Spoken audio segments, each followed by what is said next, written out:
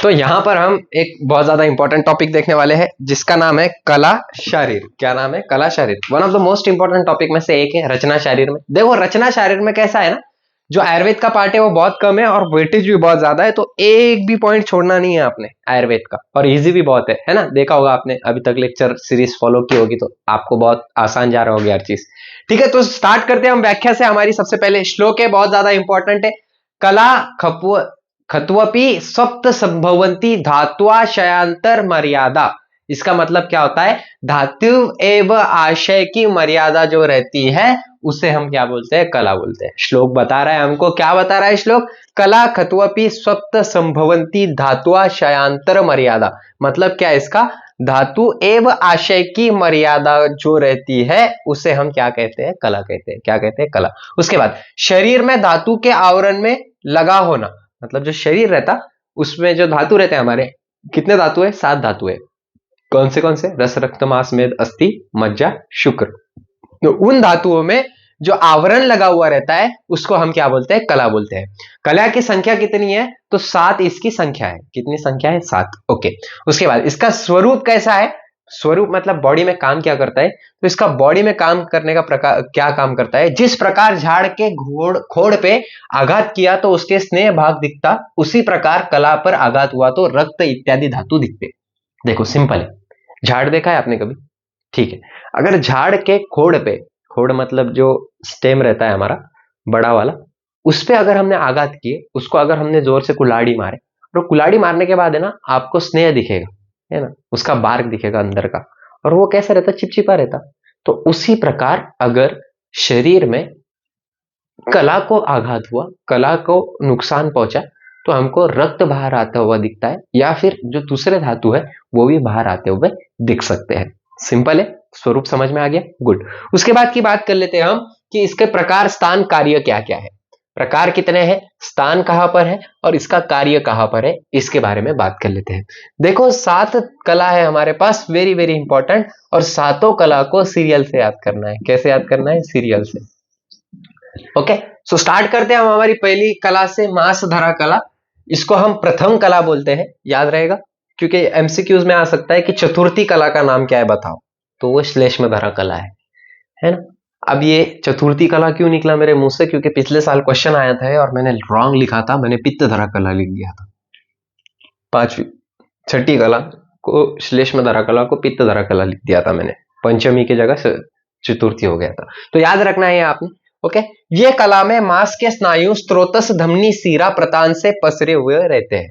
मतलब ये जो मांस धरा कला है, इसमें जो मांस रहता है उसके स्त्रोतस हो गए, उसके स्नायु हो गए, उसकी धमनी होगी, उसकी सीरा हो गई, ये फैले हुए रहते हैं प्रतान की तरह। प्रतान मतलब बेल, बेल जो समझती है ना आपको, कसकटा के जैसे फैले हुए रहते हैं। ओके, बेल, बेल समझती है ना आपको? गुड, उस तरह फैले हुए रहते हैं।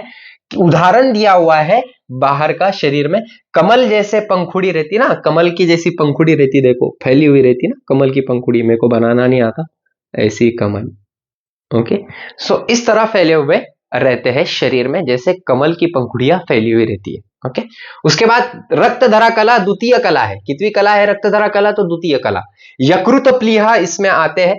इसका स्थान क्या है? यकृत प्लीहा। इसका काम क्या है? जैसे शीरी के वक्ष के आघात हो जाए उस प्रमाण अगर इस पे आघात हुआ तो रक्त बाहर निकलेगा।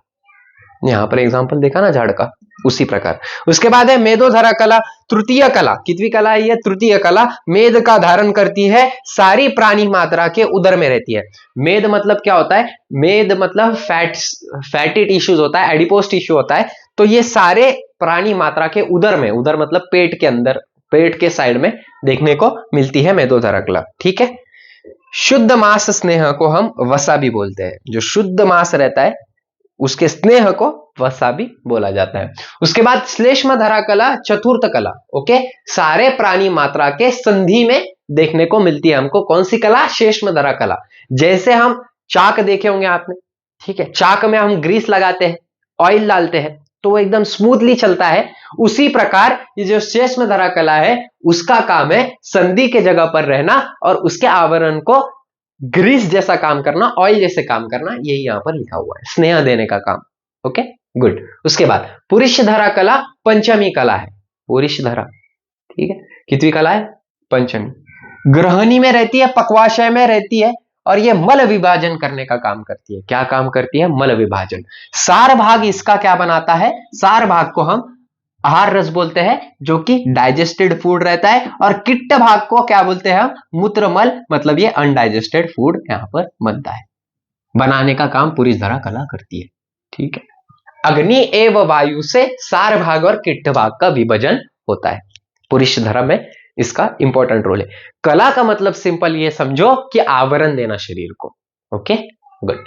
उसके बाद पित्त धरा कला आमाशय से पक्वाशय तक फैली हुई रहती है और चतुर्विध अन्न धारण का काम करती है। अब ये चतुर्विध अन्न धारण का काम क्या है, तो ये देखते हैं हम। आशित, खादित, पीत, लीड, ये याद रखना है आपको, आयुर्वेद टर्मिनोलॉजी है। आशित का मतलब पूछ लिया जाएगा आपसे एमसीक्यूज में। आशित का मतलब क्या होता है? आशित कौन सी कला में आती है? तो पित्त धरा में आती है। और आशित का कार्य बताओ, तो आशित का कार्य क्या है? जो चवर्ण योग्य अन्न है, चवर्ण योग्य मतलब जो खाना खाते हैं हम, चाप कर खाते हैं, वो आशित में आता है। और पित्त धरा उसको क्या करती है? डाइजेस्ट करने का काम करती है। उदाहरण के तौर पे पूरी और भाजी। खादित का मतलब जो कठिन पदार्थ है, जैसे लड्डू हो गया हमारा। ठीक है। उसके बाद पीत मतलब जो पीने योग्य पदार्थ है, जैसे दूध हो गया, इसका ये क्या करती है? पचन करती है। ओके। उसके बाद लीड मतलब जो चाट के खाने वाले हैं, उस पदार्थ को ये क्या करती है? डाइजेस्ट करती है। पित्त धरा कला चतुर्विधा अन्न धारण है। ओके। उसके बाद उदाहरण क्या है इसका? रबड़ी। Okay, good. उसके बाद शुक्र धरा कला है। ये शुक्र धरा कला सारे प्राणी मात्रों में सर्वश्रेष्ठ होती है, और सर्वश्रेष्ठ होने के साथ साथ इसको सप्तमी शुक्र धरा कला भी बोला हुआ है। सारे प्राणी मात्र में के सर्व शरीर में ये व्यापुन रहती है, मतलब व्याप के रहती है, सारे शरीर में देखने को मिलती है। उसके साथ साथ बस्ती से 2 अंगुल नीचे दक्षिण पार्श्व में ये स्थित रहती है मेनली, मतलब हमारे टेस्टिस में बोलना है इनका। ओके। उसके बाद जिस प्रकार से दूध के ऊपर तूप रहता है, एक मिनट, जिस प्रकार दूधा में तूप, जिस प्रकार जो दूध रहता है हमारा, उससे तूप बनता है, और तूप इज अ सर्वश्रेष्ठ। हर चीज में श्रेष्ठ है ना, दूध में सर्वश्रेष्ठ क्या है? तूप है। तो उसी प्रकार शरीर में सर्वश्रेष्ठ शुक्र को माना हुआ है, और ये सारे शरीर में हमारे पाया जाता है। Okay, is it clear? तो यहां पर कला शारीर भी हमारा खत्म होता है। इसके बाद हमारा सिर्फ एक चैप्टर बाकी है रचना शारीर में, जो कि है हमारा इंद्रिय शारीर। उसके बाद ये पूरा रचना शारीर हमारा फर्स्ट ईयर का कंप्लीट हो जाएगा। मैंने सोचा नहीं था कभी कि मैं पूरा कंप्लीट कर दूंगा BAMS फर्स्ट ईयर, और जल्दी मैं सेकंड ईयर भी स्टार्ट करने वाला हूं। So thank you so much, have a great day. I hope आपको ये पूरा समझाऊंगा। Thank you.